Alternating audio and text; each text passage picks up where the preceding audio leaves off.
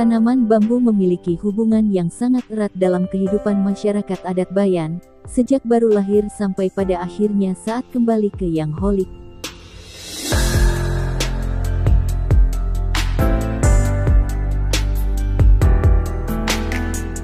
Bambu digunakan pada setiap prosesi adat yang dilaksanakan dalam kampu, ritual di rumah masyarakat adat, sebagai kuliner, dan bahkan bangunan.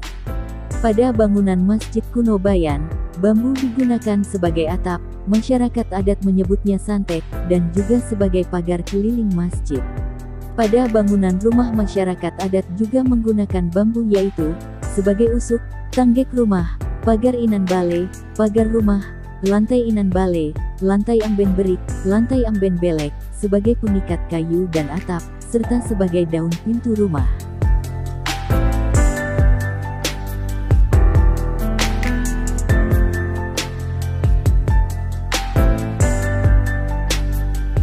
Dalam setiap ritual masyarakat adat, bambu ini memiliki peran yang sangat besar, yaitu saat bayi baru lahir pada zaman dahulu digunakan sebagai pemotong tali pusar, sebagai tempat untuk menaruh beras benang dalam semua adat, baik dalam acara potong rambut atau mengkuris, khitanan atau sunatan, dalam penyerahan saji kerama adat dan perkawinan, maupun pada prosesi ritual kematian. Bakul yang terbuat dari bambu inilah yang digunakan.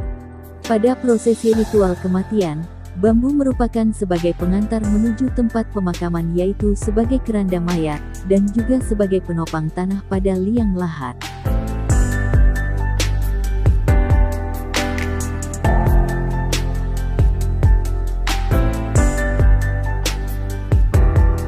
Prosesi yang dilaksanakan dalam kampu yang menggunakan bambu adalah pada prosesi ngaji gubuk, yaitu sebagai penimbun atau wadah untuk memasak, dan saat ritual ngolah bangket atau membangar, pada prosesi maulid adat dan khitanan digunakan sebagai alat penumbuk padi atau tempan, sebagai ancak atau wadah untuk menaruh makanan saat prosesi lebaran tinggi, pada saat lebaran pendek, maulid adat dan nituk atau 7 hari kematian.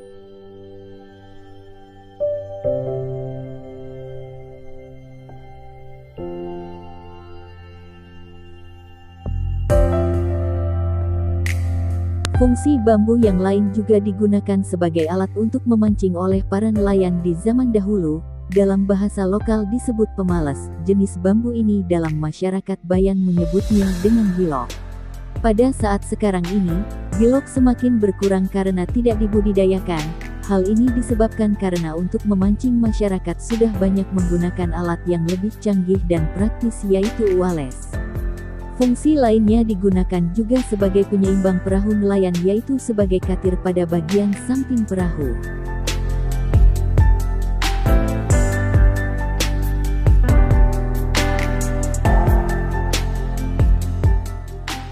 Bibit bambu yang masih kecil atau mudah dikonsumsi sebagai bahan makanan.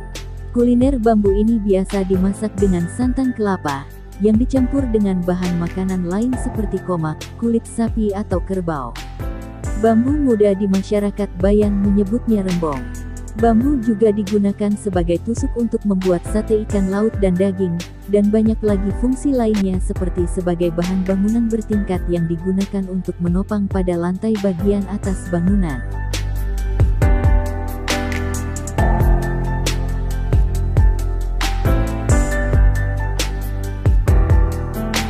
Jika kita melihat fungsi bambu dalam kehidupan masyarakat adat Bayan, maka kita harus bisa menjaga dan melestarikan bambu di bumi Bayan ini.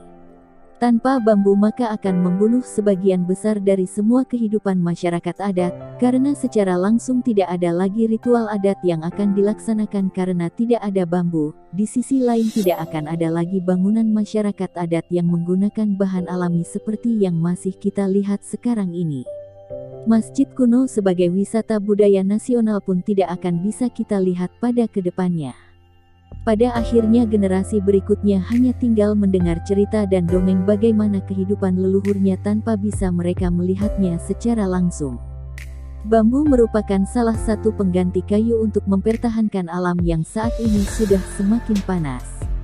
Bambu laminasi memiliki kekuatan yang menyamai kayu kelas 2 sebagai bahan bangunan. Contohnya bisa dilihat pada salah satu homestay di Sebaya Tanta yang ada di Karangbajo. Ini membuktikan bahwa sangat perlu dibudidayakan untuk terciptanya bumi yang semakin lestari. Demikian pembahasan kita pada kali ini, sampai ketemu lagi dalam video berikutnya, tentunya dengan pembahasan yang berbeda pula.